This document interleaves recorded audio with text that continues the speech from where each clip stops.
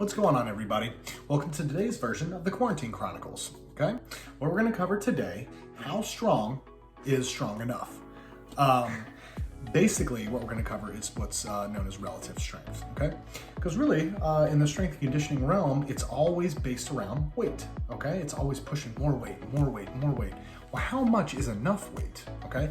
Because the name of the game isn't to be as strong as you can be, but it's to be as powerful as you can be. I'm gonna cover the difference between two here.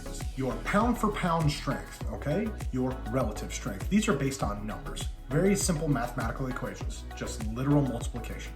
All right, we're gonna look at three lifts, all right? Our squat, our deadlift, and our bench press, and we're gonna find out exactly how much you are supposed to do for each lift. Use myself as an example, I weigh 240 pounds, okay? The king lift here is the squat, okay? This is something I use in my thesis defense, okay? This is something I use in all of the training that I do with athletes now. Because again, it's not how strong you can be, it's how good of an athlete you can be. You do that by being the most powerful. There's a number that exists, right? It's based upon your back squat max. And it's a point on a graph where it becomes exponential. There's a huge jump in increases in performance. Now, those specifically are an increase in vertical jump output. You're jumping higher, right? Vertical displacement. There's increase in broad jump distance, okay? So horizontal displacement. And there's also an increase in force output per foot strike, meaning you're projecting yourself further every time your foot hits the ground. So you're running faster, okay? So let's backtrack. Let's calculate these numbers, okay? So now you can base your entire training to either hit those numbers, right? Or you can base percentages off of it. And the reason that's important is because what you're doing is tissue adaptation, right? Mechanical damage to the muscle fibers that allows for them to regrow back stronger, okay? So the way to calculate this number is you'll take 1.9 for your back squat, 1.9 times your body weight, and 1.9 times 240 is gonna be 456 pounds. So for me, that's exactly how much I'm supposed to squat. That's how much I can project to get to before I don't have to train strength anymore. I can jump straight into power, okay? So what we're doing is we're shortening the time that we're spending in strength cycles, if possible, or we're maximizing the amount of time we're in power cycles, okay?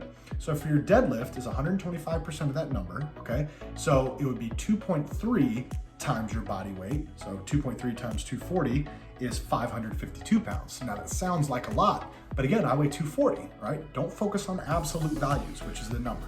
So if you have a friend that says he can squat 600 and he weighs 400, that's not clearly anywhere close to as impressive as someone that says they can squat 600 that weighs 200, right? Just pound for pound strength. Now your bench press is based upon 75% of that king number, which is your back squat. That's a 1.4. Now I'm gonna come back to a reason why this isn't one to get completely stuck on, okay? But 1.4 times my body weight at 240 is gonna be 336 pounds. Now the absolute numbers, just the numbers we're talking about, not in relation to my body weight, are pretty impressive, but the fact that I'm heavy, those numbers aren't quite as impressive. That's the threshold at which I can reach to jump straight into power. Now let's define the difference between strength and power, okay? So this is where a lot of athletes and athletics and a lot of strength programs get lost because they just push strength, right? What is building strength? Strength is focusing on the cross-sectional area of the muscle fiber, right? So gaining size in that, making them bigger. Meaning, you look at this pen, right, and you see a round right here. This is like looking at a muscle fiber from its cross-sectional area. And the point of strength training is to increase that cross-sectional area. The larger the cross-sectional area, the more output of force that muscle fiber individually has, okay?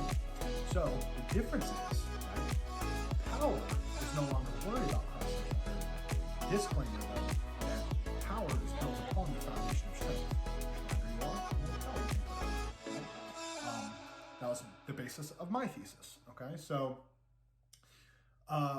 with power, what we're focusing on is two things, all right?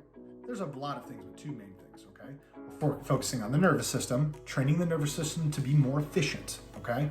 And rate of force development. How quickly can we go from baseline, sitting still, no force output, to maximal force generation? How quickly can we increase that? That is power training. So now that we know the difference between strength and power, let's relate those back to our numbers, okay? 1.9, the king number for our back squat, 2.3 times for our number for our deadlift, and 1.4 for our bench press. Now we can quantitatively answer how strong is strong enough. Now I told you just a little bit ago, not to get caught up on or live and die by that 1.4 number by your bench press, because you have a lot of overhead athletes, you got throwers, you got swimmers, you got lacrosse players, you have quarterbacks, a lot of athletes that will never reach that number due to the nature of the demand of their sport. All right, let them get to as high as acceptable in a safe realm, okay? Because they're going to get more benefit from their power to increase how fast you throw something or fast you kick something. You increase their velocity by increasing posterior chain kinematics. That's a whole nother video. We'll save that. But with that being said, if you have an offensive lineman, all right, he can live and die by this number, that 1.4. So again, a 1.4 for me is 336 pounds. Sounds like a lot, but at 240, it's not. So what we've done, right, besides quantitatively answer how strong is strong enough, we've created something called strength symmetry, okay? Strength symmetry is important, okay? Because you don't want to have too much anterior strength, which might be your chest or your quads, or your bench or your squat, over one of the other, like your deadlift, okay? So we're creating strength symmetry of our body in 360 degrees. The reason that's important is that we take injury, drop it, right? Injury frequency drops when you have symmetry. So with that being said, people look at like Saquon Barkley, who can squat 650 for reps, right? And they're like, oh my God, he's so fast. You have to be as strong as he has to be, as fast as he is. But what happens if he would have cut down on all that time that he spent doing strength training and then exacerbated his abilities for his power output with his God-given? What I'm trying to say here is that you can cut down on time it takes to train an athlete on a complete macro cycle, which is a year plan for them, okay? To get them ready for their season, all right? If you can identify what ideal numbers are for them. Now, question should be, how do they just keep going? Do you keep getting more and more powerful? No.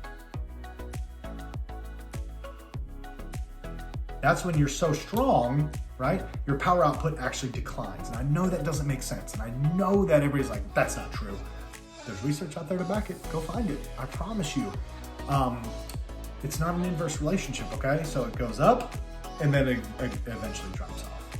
So hopefully now you can identify what's optimal for your strength so that you can shorten the window of strength to put them into power. So we can train the nervous system, increasing the rate of force development to make them more explosive, to make them more powerful. Because our goals as a strength coach is not to make them a better baseball player, football player, soccer player. That's not it. That's what their skills coaches do. Our job is to make them better athletes, give them the tools to be a better athlete. And this can actually give you a guide or a map to optimize their amount of power. Because as we know, we can't stay in strength for a long time because again, we'll plateau, okay? We can't stay in power because again, we'll start to lose that stimulus because the load is low, okay? So we do a stair-step approach. We go strength, power, strength, power, strength. So it's a stair-step approach until we get to their season. Okay, so thank you guys for listening. If you have any further questions or anything along the lines of strength and power development or how to obtain these numbers or how to implement them into programming, hit me in the comments. DM me, email me at jeff@njfast.com. Go on our website, njfast.com, or look us up on social media at njfast. Anything I can do to help build your athletes to the best of my ability, that's what I'm here for. Have a great day, guys. Be well, be safe, and I'll see you tomorrow.